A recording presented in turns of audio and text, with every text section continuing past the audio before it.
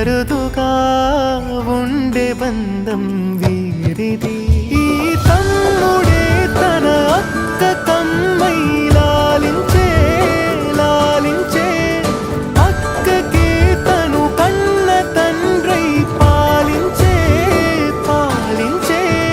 కాలమాగి చూసిన అనుబంధమే ఇదిలే, వయసు మీరిన పాసమే ఒక కావ్యమ